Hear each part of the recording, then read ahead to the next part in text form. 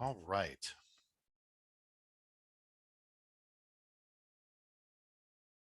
Very well. We will begin the program. So let me first introduce myself and thank you all for joining us. My name is Doug Wendt. I'm a member of the advisory board for the Global Chamber New York City chapter, and I'm honored to be here in this capacity along with members of our chapter and honored guests. So thank you for joining us for today's program. The theme of today's Globinar is what it takes to make it in America, something that's easy to assume and hard to do well. And in order to guide us through that discussion, our guest today is Matthew Lee Sawyer. Matthew is the managing director of Rocket Market Development. Hello, Matthew. Good to see you. Hello there. And for a little bit of background, everyone, Matthew is an American business and marketing strategist, consultant, and author. So that's an impressive list. Obviously, you don't sleep. I appreciate that. He is the managing director, as I indicated, of Rocket Market Development. When he is not helping clients develop strategies for successfully entering the US market, he's an adjunct professor at both Columbia and NYU here in New York, teaching graduate courses in strategic marketing. Previously, he managed businesses at BIC USA, Digitas, Pitney Bowes, and Snapple. One of the reasons we're here today is because in his spare time, Matthew also managed to write a book called Make It in America, How International Companies and Entrepreneurs Can Successfully Enter and Scale in US Markets, which is now available for pre-purchase and is in the process of being released to booksellers near you. A little bit of quick heads up before we let Matthew begin his program. I want to let you know that we are running this event as a web meeting. So at any time, if you want to participate in the conversation, feel free. Matthew does have a formal presentation that we'd like him to have the opportunity to walk through, but we also want this to be interactive. So welcome again on behalf of the New York City chapter of the Global Chamber to today's program. And again, welcome, Matthew. Well, thank you very much, Doug, and welcome everyone. If you guys turn your cameras on, it would be really nice because, then I can see smiling faces, and it's always nice to see in terms of whether it's connecting and, laughter and whatever it is, or confusion, so then I can address that. I actually, as Doug mentioned, I teach at both Columbia and NYU, and during COVID it was all online, and it was really hard. I had to connect with people online, and then we went into the classroom and everyone was wearing masks, and that was really hard because then you didn't know if people were like laughing at your jokes or smiling or what they were doing. So I appreciate it. And and so hopefully I'm going to give you a taste in terms of some of the things that I discovered. As Doug had mentioned, I had just finished a book that's coming out. And one of the things that, as I was talking to the other Doug and people from the Global Chamber in New York about, what would be some good things to share from the book. And so one of the things, as I was doing research, and so the research for the book, I interviewed over 120 people. I also started out with doing a quantitative study to find out like what people wanted to find out. That helped to guide the writing of the book. And I interviewed 120 people from over 40 countries, mainly business leaders, both entrepreneurs, people who were interested in coming to the US. I also interviewed a lot of people who were experts, whether it was legal experts and tax and accounting experts and HR, to get a sense of what was going on. And one of the things that, particularly as I was talking to people overseas and outside of the country, is there was this general misperception about the country, about the United States. And I remember speaking to someone in Australia, and they said, oh yeah, we want to come to the US. It's the biggest market. It's the richest market, the most potential. And on top of that, it's just one big market. Everyone speaks English, and it's just one, there's a lot less confusion and, in terms of governments and, to some degree versus, let's say, all of the different, I think there's about 40 European countries with, each one of them. So in that sense, maybe it's true, but, as I'm going to show is this, it really isn't, one big cohesive market. And so I want to share with you some of the findings in terms of, as I presented in the book, the ways that the US is different in the reasons for that. Um, the reasons for that, which a lot of it has to do with where the origins of the different regions came from, and then a little bit in terms of the differences in terms of the US legal system versus other countries, the tax system, which is a little bit different. And then if we have time, I have a case study of a company, a German company that tried to come to the United States with not that great a success. And so sometimes you learn more from, as I say, you learn more from the failures than you do from the successes. And then certainly open it up for question and answer. And in the meantime, if you do have a question, throw it into the chat, and then Doug's going to help in terms of coordinating that. Or if you want to stop me, I'm perfectly fine with doing that. So with that, I'm going to get started in terms of talking about the United States and what's the reality of it. So the reality is that, as it's a huge country, and it's big and it's diverse. It's actually, in terms of the land mass, it's 3.6 million square miles, which only behind Russia, Canada, and China, it's the fourth largest in terms of, and then from a population, only China and India, have more people than we have in the United States. We have 335 million people. So it's huge from that perspective. And then, I don't have to tell you, in terms of their 50 different states, and each one of them operates differently and separately. And then on top of that, you have the federal government and the federal system. And then we also have 14 different territories, within the United States. But I'm going to kind of concentrate on the 50 states and what makes it so different. So one thing that makes it different is that within this, there are all of these different climates and geographies, right? So you have that there was Am I in the right spot for you, Matthew? I was just pulling up the slides for you. Yeah. Oh, I didn't do that. Oh, sorry about that. No problem. I've got it running. I'll follow through. Oh, okay. I'm just excited to have a role now as the host. So I'm going to go back on mute and just click slides for you, my friend. Okay. And actually, you didn't miss anything. All I had was like a title slide where it was, sort of giving an organization. So I apologize for that. I was so anxious to get started. I forgot to do the slides. So on top of it, you have like the 8 different regions of the country. You have 8 different climates in terms of, you go everything from deserts to, tropical to, up in Alaska. So there are all of these different climates. So each one's very different. You have the next slide. Actually, why don't I take over in terms of the slide share? Now I think I might make it easier. So let me do that. Sorry. Is that okay? So you have the 8 different. You have also different in terms of lifestyles. Within the country is that you have both. You have city, you have urban, which is very different from the rural parts of the country as well as the suburban. So there are all of the differences within regards to that. And so if you're coming into the U.S., you need to understand that. And then a big part of the book talks about where to go and how to identify what are the segments and the markets. On top of that, you also have, there's so many different industries that have popped up in various parts of the country. So you have up in Massachusetts, particularly with regards to some of the technology companies around MIT and Harvard. So there's a whole bunch of, in terms of technology.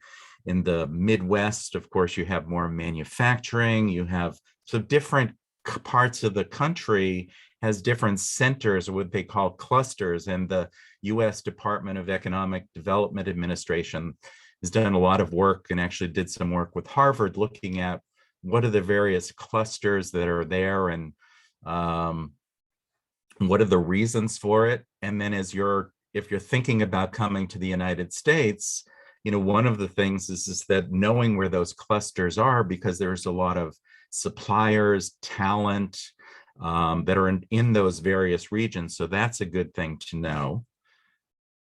There's also huge in terms of diverse cultures, right? And so we talk about, there's a lot of discussion now in terms of, different parts, red states and blue states, and, the diverse in terms of the cultures. And it's true.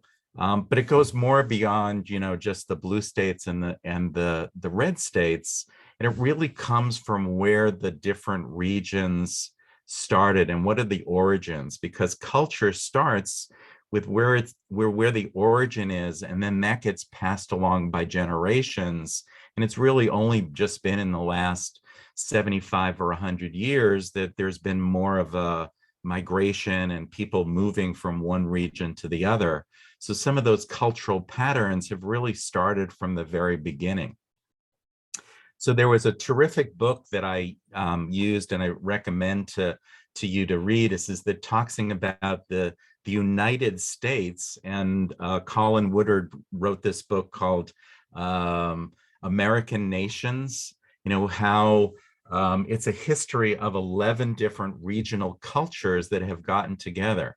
And what he proposes is the fact, well, it never really was one cohesive United Nation. It had made up of 13 different colonies that got together. And the only reason that they got together was because they had one common enemy, which was the King of England. And that forced people to sort of get together, and they never really was really one cohesive nation. But then in addition, you're looking at each one of these different regions. So the different regions of the country, each one of them had a different group that started in terms of going there. And then those patterns really in terms of looking at the cultural differences that exist, still today. Certainly there's more diversity even within the regions, but each region has a particular character and cultural tendencies that need to be known as entrepreneurs want to start businesses here and people want to come here. So I'm going to go through quickly in terms of these 11 different nations and kind of where they started, because I think it's really important to know and good stuff to know that there are so many differences within the country. So I have to start, since, I grew up in the Boston area, starting in terms of the Yankeedom, which is, where the Pilgrims and the Puritans who landed up in Massachusetts, around 1620s, that they landed there. And they was a group that had left England, to avoid persecution with regards to, and they wanted to create this utopian society, and particularly with regards to religious freedom and value in terms of education and intellectual achievement. But also importantly is they really believed in things like community participation and government, and there's sort of a respect for elders and institutions, that are still kind of present in the Yankeedom area, which started in Massachusetts and then migrated over into a lot of the upper Midwest, like Michigan, and so differently than there, which started about the same time, which is the Dutch, came over. It was actually the Dutch West Indies company that came here to looking for a way to India, and they discovered they came in terms of the Hudson River and New York. But it was very different because the Dutch were looking to sort of creating this real commerce, and they wanted to create this center of commerce for the world. And that sort of those, I don't say beliefs, but just in terms of that focus on culture is still, very present, particularly here in New York City. And there's also this sort of looking at in terms of value, is that if people can come here to deliver value and be participating and add to what the the commerce society is. It's been very accepting in terms of diversity and different groups. And certainly Ellis Island, people coming here, and there is that great diversity, but it's very much focused in terms of not so much hierarchy, but it's more in terms of, well, what can you do? What is the value that you can kind of provide? And quickly going on, and then in terms of the Midlands, which was established, in the Philadelphia area around Delaware Bay by the Quakers, as they were looking for, also from England, but a different group looking for religious freedom, that they were the Society of Friends that they were looking, and they sort of had this different cultural beliefs around goodness and value equality and honesty. And that's very much in terms of, some of those values, still, are very much existing and prevalent in these different areas. Tidewater, which is a little bit underneath, where that was founded by the gentry, the wealthy European, actually it was the British that came over here, and they landed in Chesapeake Bay, and they kind of wanted to create sort of almost like a semi-feudal society here in the United States to kind of replicate what they had there, which is really interesting because, that's where, if you think about it, that's where our country, at least the government, started, with people like Washington and Madison and Jefferson all came from this area where it was sort of this looking up in terms of the authority of the gentry. And they're very much in terms of looking at valuing of authority and class, around the Washington area, Washington, D.C. area, that, is still kind of there, but there's been a lot more in terms of, as groups have migrated and a lot of people have gone to Washington, D.C., that same sort of feudal culture has certainly diminished for the good part. And then sort of the next area is sort of looking at in terms of the Appalachia. And so this were groups that left where it was around the potato famines, and there's all of this brutal wars that were happening in northern part of England and Scotland. And, they were left to escape all of that. And they landed in West Virginia and Tennessee and Texas. And it's interesting, is this group is sort of really values, individual liberty. And it's sort of this anti-government, and it's almost like somewhat of evolutive and combative in a way in terms of that, the Appalachian, at least the core foundings. The next one is the Deep South. And, it was started by the English slave lords that came over and wanted to replicate. They were in the islands, and they came here because they wanted to more access in terms of growing crops and growing lands. And they brought that slave kind of society with them. And I, have to, thankfully that's no longer true, but we do have to recognize that is part of our heritage and where we came from. And certainly it's, much more in terms of liberal today, but democracy in that world was really just in the hands of a privileged few. So that's, in terms of looking at those cultural roots of where we started.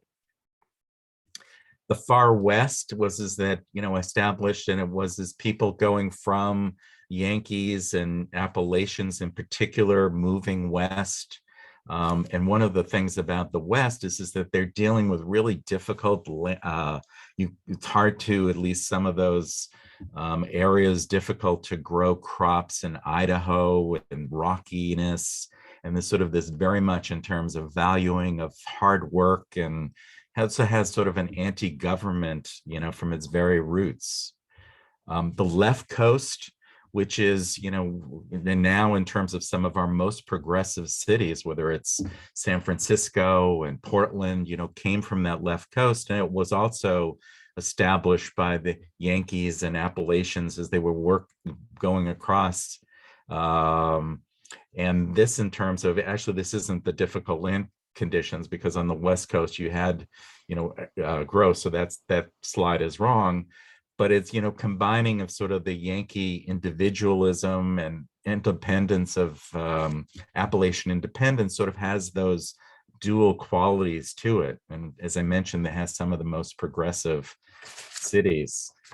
Actually, one of the oldest regions is down in the border of the Texas, California, and the Texas and American coast, the border, U.S.-Mexico border. And that was actually started by Spanish soldiers and the missionaries that came over in the 1500s. And it very much that region has very much of a Hispanic heritage and also values independence. And then the last one is New France. And so New France is interesting because it was French traders, primarily fur traders, that first settled up in Quebec and in Canada. But then a group of them went down to New Orleans and then started, a community there. And it's interesting. It's one of the most culturally diverse and very much in terms of a progressive and sort of looking at terms of consensus and negotiation. So it's sort of interesting to see. So the point of all of this is as people are looking at the country, you can't look at it as one cohesive or homogenous. There are all of these differences. And so it's really important as companies are trying to come here. Another thing I just wanted to point out just quickly is that our legal system is also, extremely different in each one of the different states, as well as it's different, for us versus, other countries. We go off of a common law legal system, which is different than civil law, which is in most of the world is civil law. And common law is where, judges are the ones who decide, and it's very much in terms of based on arguments put together by lawyers. And having importance of lawyers in our country is so critically important, partly because of this common law system. It's also very multi-tiered and complex. You get the federal system, you get cities, you get municipalities. Each one of them have their own laws, and they're very different. So just as you're looking at it, it's just reinforcing the point that it isn't just one homogeneous country. It's made up of all of these various pieces. This is the federal court system, which is very, complex and understanding that. And then on top of that, you have the states that have similar kind of dual systems. And another thing is that our U.S. legal system is more litigious and more lawsuits here than any other country. And one of the big reasons for it is that in virtually every other country, if you were to file a lawsuit and you were to lose, well, you'd have to pay the other party's legal fees. Where in here, there's no penalty for the losers. So, that adds to in terms of the whole level. And then we have contingency lawyers who you don't even have to pay them. They'll only have to pay them if they win. So we're much more in terms of different than the other. Here's a sort of a case to sort of prove it is someone has sued Kellogg's because they claimed that because there are not enough strawberries in their strawberry Pop-Tart, and they filed a $5 million case this is in Illinois, but just to sort of show about how there's no penalty for filing these kind of frivolous kind of lawsuits. So just another difference between the US and other countries. And then also each state is very different. So the person that was filing this chose Illinois because they felt that the Illinois judicial system would hear this case as well as potentially getting kind of a settlement from it. And the importance of lawyers, Sherry Redstone, her father, Sumner Redstone, started Viacom, and there was a whole big battle in terms of who had the rights to the company. And as she said, it's just that, she saw it up front, and the legal system was created by lawyers for lawyers, and you need lawyers to navigate the system, or you're not going to be successful. And then complicated in terms of, the 50 different states and legal systems. It's very much true. Tax system also in terms of, very different. You get each state has their own laws and regulations, corporate taxes, personal income, business license and permits, sales taxes are very different. Here's is that, income tax is so different in different states. You actually have 4 states that don't have any income tax whatsoever. So very different. So to understand all of those differences as someone's coming in.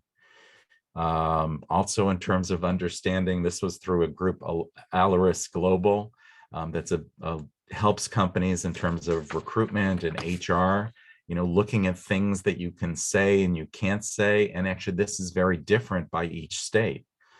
And they also talked about ways in terms of that you can attract talent. So I'm going to stop here for a second. I have a case study, but I just wanted to sort of open it up for questions. So it's a good point to stop and see if there are any questions from the audience. If you have a question, please feel free to unmute. If you want to type it, you certainly can. And we have one, which is, can you just clarify which states don't have income tax so we can all make sure to move there? I have that in my book. I think it's New Hampshire, Texas, Nevada. I'd have to look that up. I apologize. That's all right. That's all right. Texas. Okay. So I've got a question for you, Matthew, and maybe this is a good lead into your case study. I was thinking about the point of the different legal system in the United States, and then the fact that we have 50 states, which, as you sort of implied, is really like 50 different systems of their own. As a business owner, I'm increasingly aware that, each state is literally its own legal environment for 9 out of 10 things, because the vast majority of our interaction with the legal system is at the state level.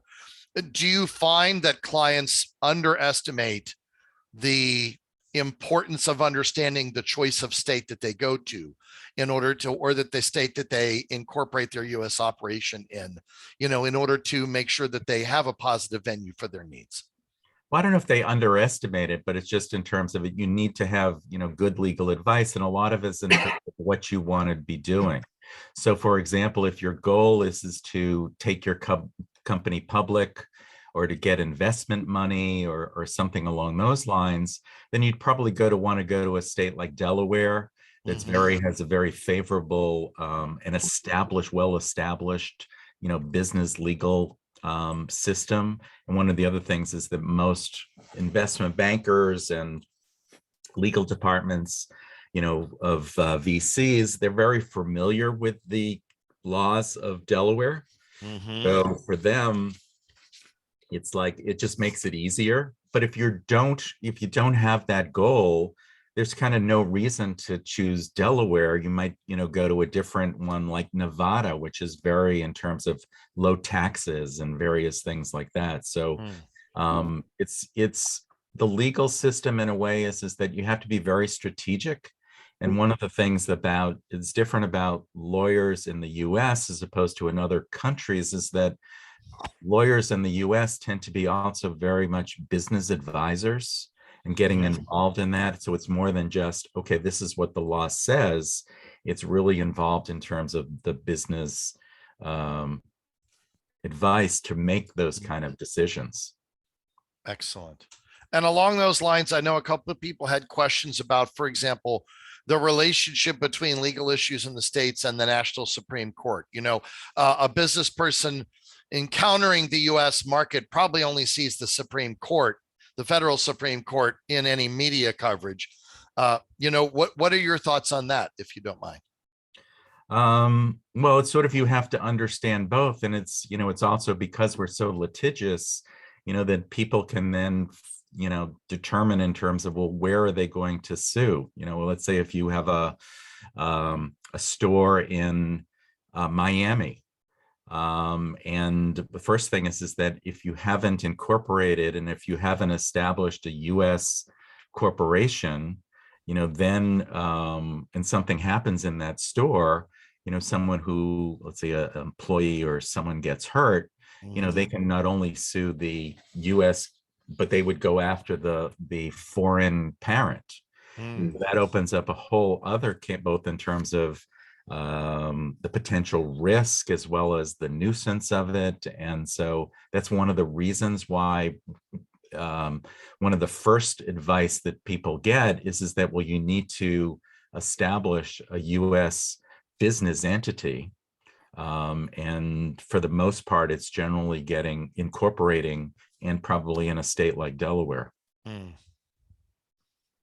Thank you. All right. Shall we move into the case study and then we'll just have more questions and discussions? Yeah. So I think, I'm really excited about the case study. I had a chance to preview it. I think it's absolutely fascinating. Oh, well, don't give anything away though. I won't.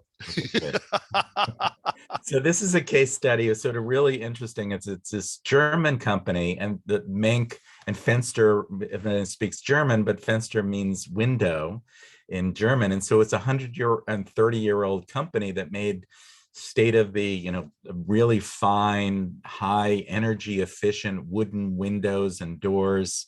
And they had been selling some to the US. And in 2015, they said, well, the US is a huge market. Let's go after and come to the US in a much more bigger way. So what they did is they formed a joint venture, actually with another German company, which is a logistics company, and formed a US corporation in 2015. And they opened up a factory. They chose Chicopee, which is in Western Massachusetts, and they built this very expensive factory out in the West. And one of the reasons that they chose Massachusetts, this is also in terms of, one of the selection processes, because each one of the cities, has a development organization. And so they received over $1 million in state and tax incentives from both. And then they also received a $5 million tax exempt bond from the Economic Development Organization.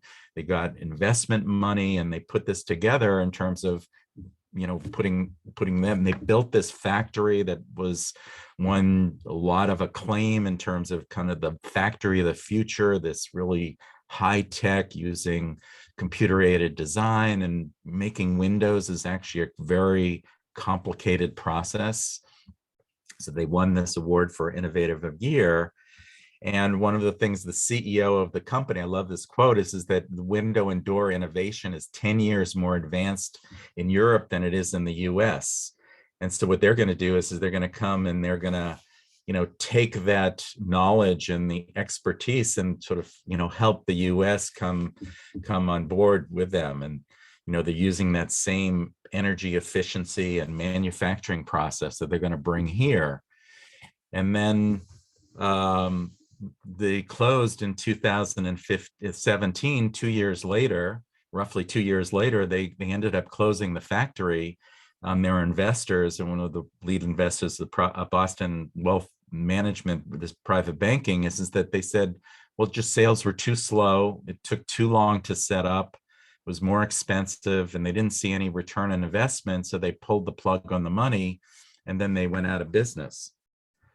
So I guess the question that I'm going to ask to the audience is, why do you think that what went wrong for Menk in the US? Any thoughts? May I speak? Yes. Absolutely. Yes. Well, they thought that their that their windows were great, and they probably were, but they didn't see if people wanted that in the US market. Yeah. So they didn't see if the need was there.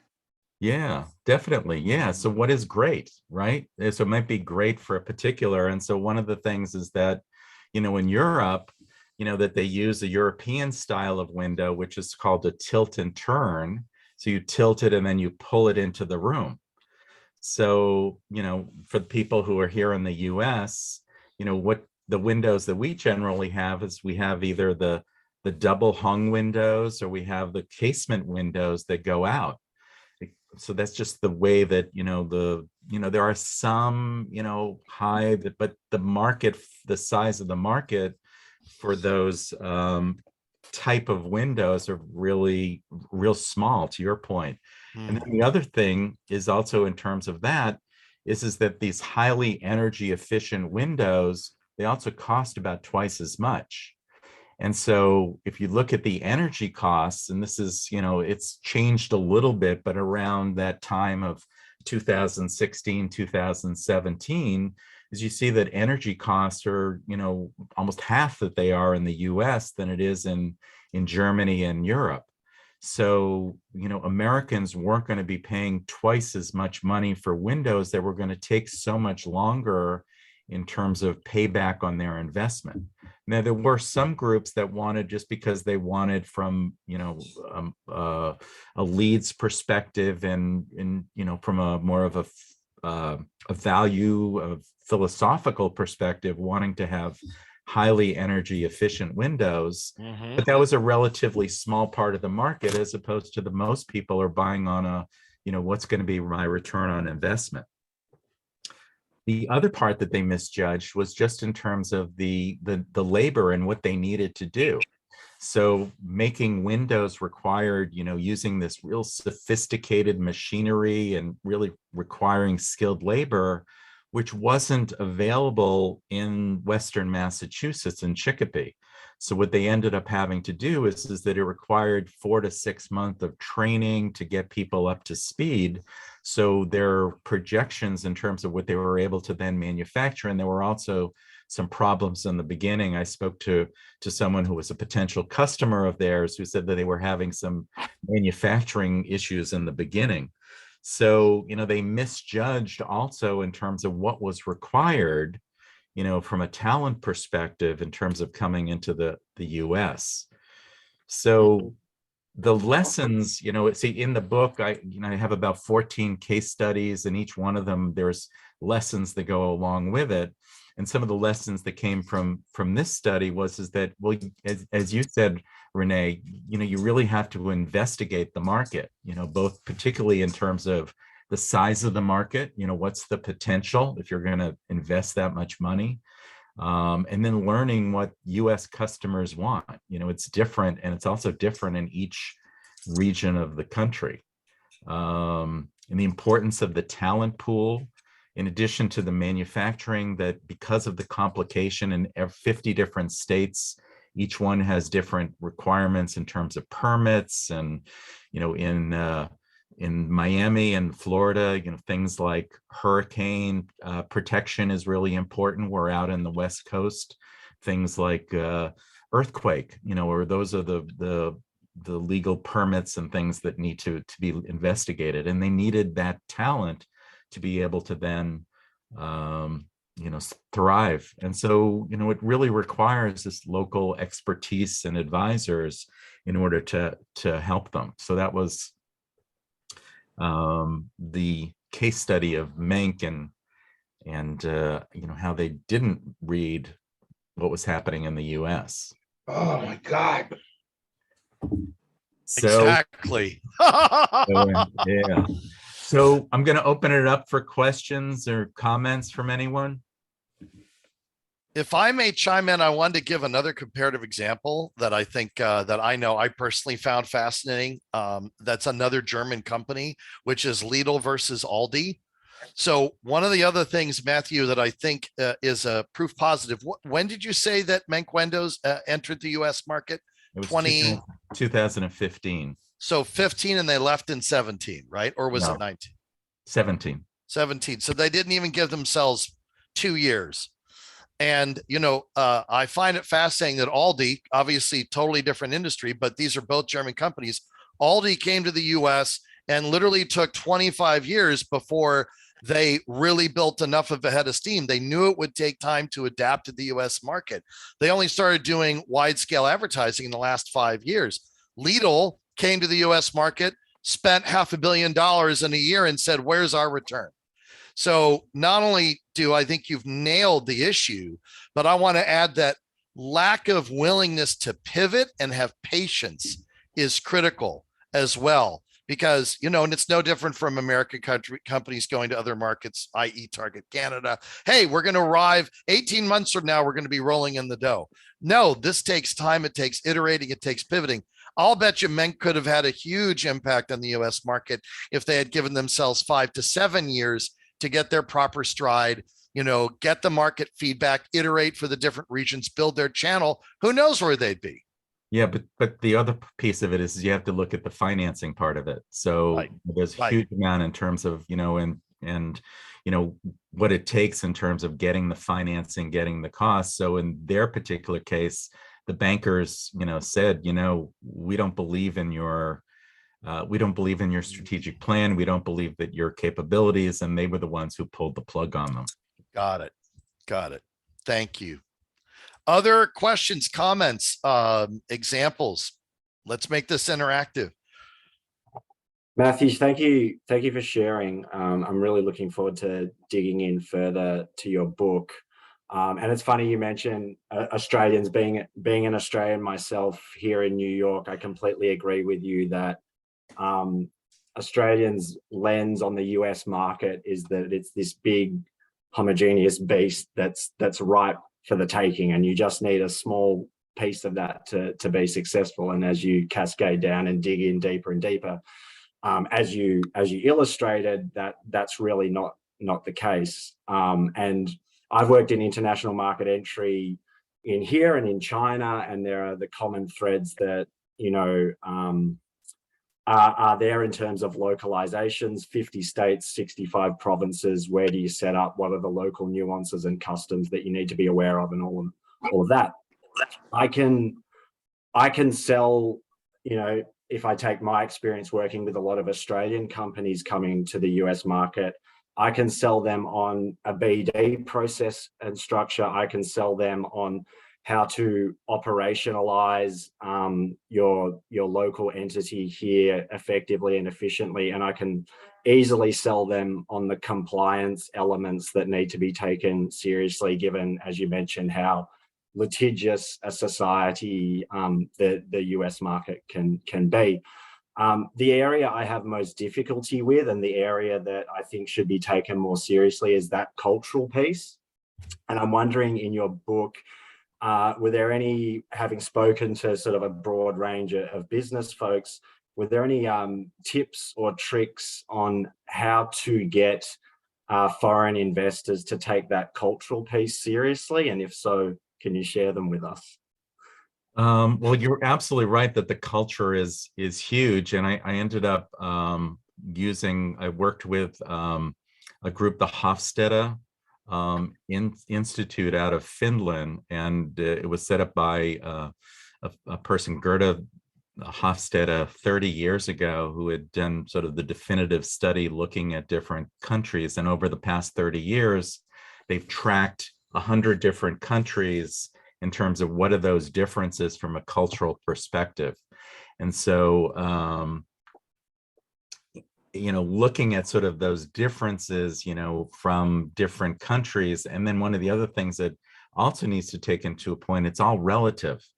So for example, the Swiss might look at the US as we're being like, we're really, you know, we're not conscientious of time.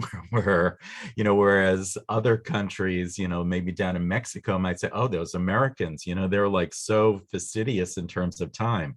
So everything's kind of relative. So it's really hard to do tips. You know, it's more in terms of, you know, really just doing the homework and really understanding and getting in. So yeah, it's complicated, which actually makes it really interesting. And you know, there's both an analytic as well as a creative portion to this thing. Did I answer the question? Yeah, I mean, I suppose if I were to think it through, the way to sort of, I guess, look at it is try to encourage businesses to check their assumptions from the outset. So, you know, if they have a specific view on, what the American market is like let's poke and prod away at that and understand where that thinking has come from and try to dismantle it a bit, or throw a few ideas out there that might make them think, oh, well, actually, I hadn't thought about it like that. Or, that assumption I've made, I can see now that was sort of based on a false premise. It was interesting. That's why I like using case studies, because it's, then you can sort of show, it's another company and this is what happened to them. Another one, Doug, you had mentioned the supermarket. There was Tesco, came to the US, and they burned through $1 billion, and they ended up going back, and they were considered, one of the most sophisticated, data-oriented, smartest retailers at the time, but they just didn't do their homework well enough, and made bad assumptions, and said, well, we're gonna teach the Americans how to shop, as opposed to listening to how they wanted to. Yes. If I could just chime in about the cultural side of things, and that's a bit my specialty, is cultural intelligence.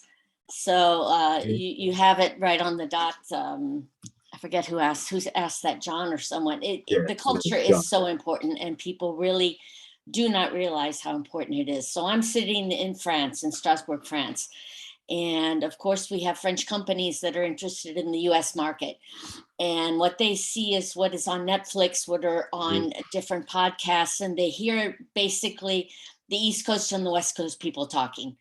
I'm from Ohio, and they talk differently in Ohio, and it's just a different world. And as you said, Matthew, we have all these regions. I'm delighted to have all these different names, because I had never seen them detailed so well. And I think that I try to tell them, listen, guys, you don't have just one market, as you said, and to understand these different cultures. We always used to talk about IQ. Now EQ is really, I think, in everybody's vocabulary, and CQ really needs to be everyone's vocabulary now, and that's cultural intelligence. Yeah. And that is what I think a lot of us have, because we wouldn't be having these discussions if we didn't already understand a bit different countries. And you need to have, I really accompany these companies, taking them in hand, because there's not a one-shot solution. There's a lot of things you can tell them in general, but really it depends on the industry, and things are changing so much after COVID. And even the population, where people are, has changed a lot, right? So I think cultural intelligence is very important. Yeah, and they need people like you to help them to navigate through it. I think so, yes. They don't always understand that, but yes, they do. They do. Definitely. Other questions? This is a spectacular conversation. Please feel free to keep it going. I've got more questions, but I don't want to dominate the conversation, so I'm going to let others ask. Who has a question? Feel free to share verbally or in the comments of the chat. Just a quick question, Doug, may I? Of course. Regarding Matthew, regarding business strategy, how do you see the main ways that this influences business strategy for companies coming in? How should they be thinking about it? And then could you also articulate a little bit about what you do besides the book? Are you available for companies to talk to about opportunities or help them with their strategy? Or do you refer people? Could you explain a little bit there? Yeah, so definitely strategy. And I teach business strategy at NYU and at Columbia. So, it's very much in terms of, and this is my book. I wanted to just share that with you. I'll stop the share. That's too much of an advertisement.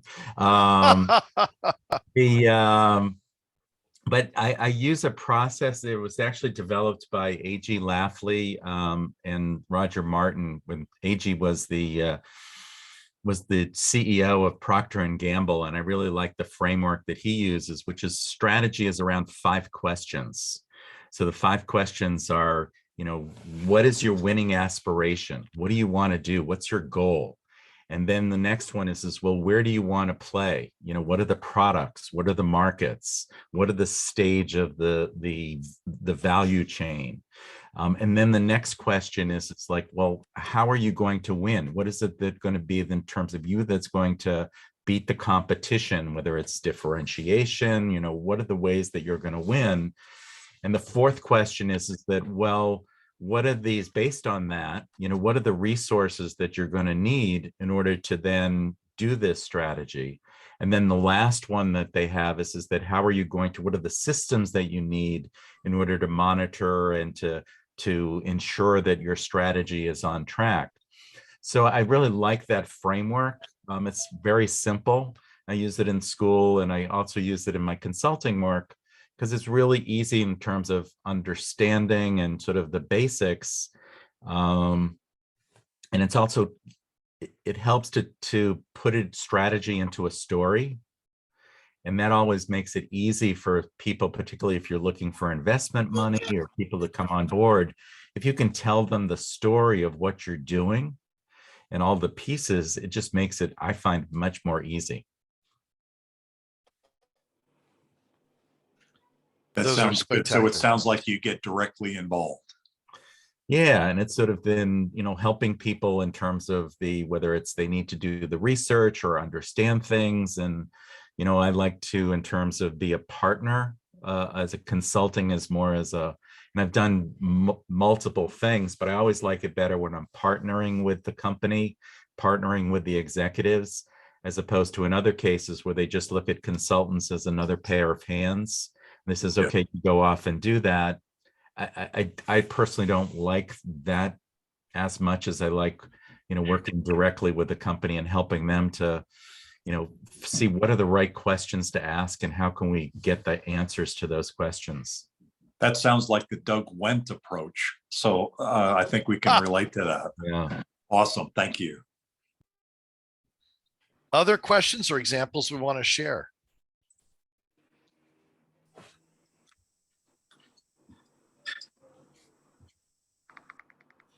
All right. Well, I'm going to bring up one because I know we have some Canadians in the audience here, which is not into the US, but it's an example of getting in the way of one's own success. A couple people mentioned in the comments about Target Canada. So what can the failure of an American company to move 10 feet over the border teach us about the dangers of assuming we understand a market just because we know the language? Anybody want to comment on that? Go ahead, Matthew. Well, I think it's similar, and I hate to say, but I worked for a couple of companies, one in particular, and we kind of used Canada as a test market for ourselves. It was relatively small in terms of a number of people. There's more Hispanics in the US than there are people in total people in Canada. So we used it as a test market.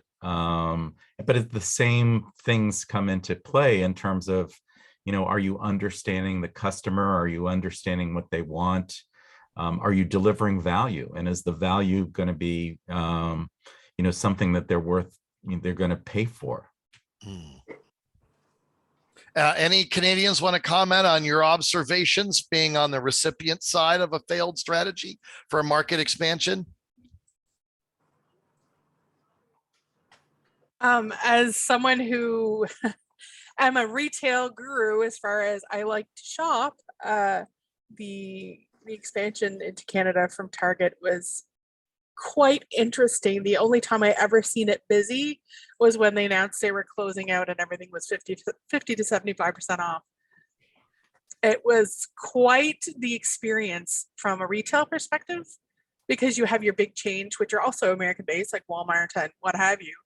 But that was the one that was like, what happened? That nobody ever went there. There seemed like there was all kinds of retail flyers for consumers. There was lots of marketing, but nobody ever went there until they were closing up shop and everything was like dirt cheap.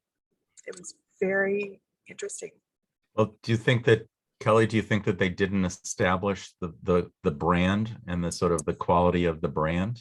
I think that's exactly what happened. They they didn't establish what made them different. What made Target different and better, or different at all, from Walmart or the Zellers that was kind of around that time, or any of the other like big box kind of chains where you can get your clothing, your groceries, your whatever.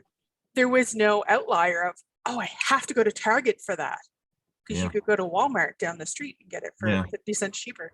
So one of the techniques that we use is that we look at, in terms of putting together sort of what are those benefits or features or values, and we look at the ones that are sort of what are the must-haves, you know, with almost like the table stakes.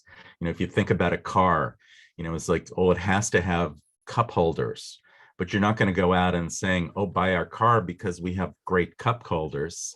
So it's like the things that you have to have.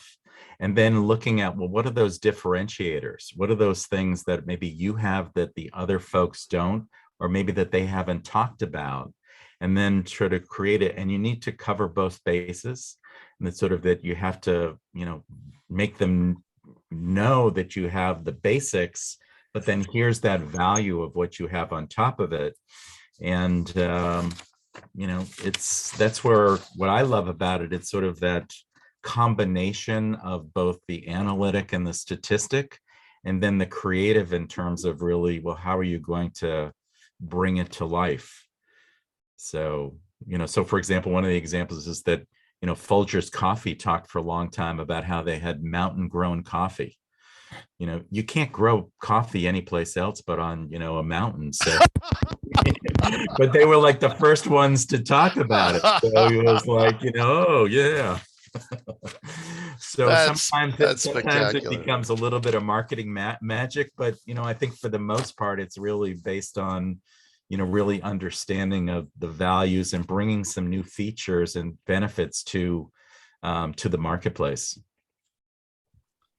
Absolutely. Like, for instance, as a woman who's plus size, who's a little larger, they definitely had an opportunity there for clothing, especially in Atlantic Canada, where there's limited options. So if Target had to come in and went, hey, check out this insert brand name here that is only at Target.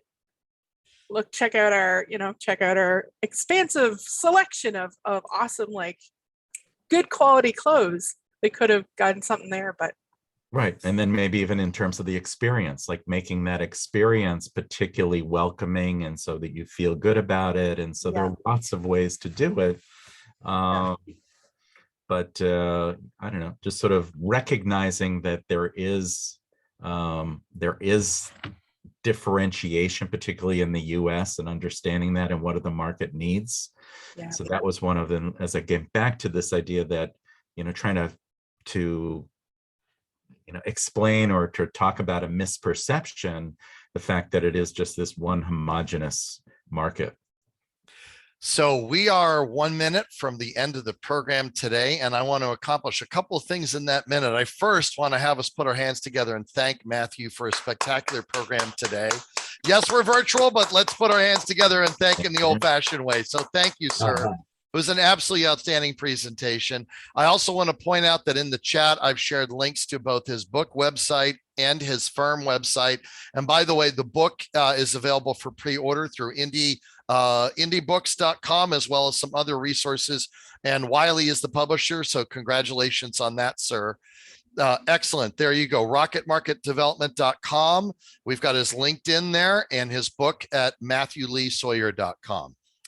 Finally, if you have not joined the Global Chamber, whether in the New York City chapter or any other chapter, please take a moment and think about that opportunity. Hopefully you've gained benefit from just seeing the kinds of conversations and the kinds of colleagues that you get to rub shoulders with by being a part of the organization and a part of our community. And last but not least, if everyone will take a moment, if you're comfortable, and turn your camera on, I'd like to get a group portrait of everybody who joined today so we can let folks know that we had a great program today. I'm just going to ask you, Matthew, to turn off your screen share. And for those who are comfortable, just go ahead and hop your camera on, and we're going to take a photo in 3, 2, 1. All right. Excellent. Thank you again, everybody. It's always a pleasure. Have a wonderful rest Thank of you your very much. day. And remember, go Thank you. global. Thanks again. Thank you. Thanks so much. Yeah. Bye-bye. Bye. Bye-bye.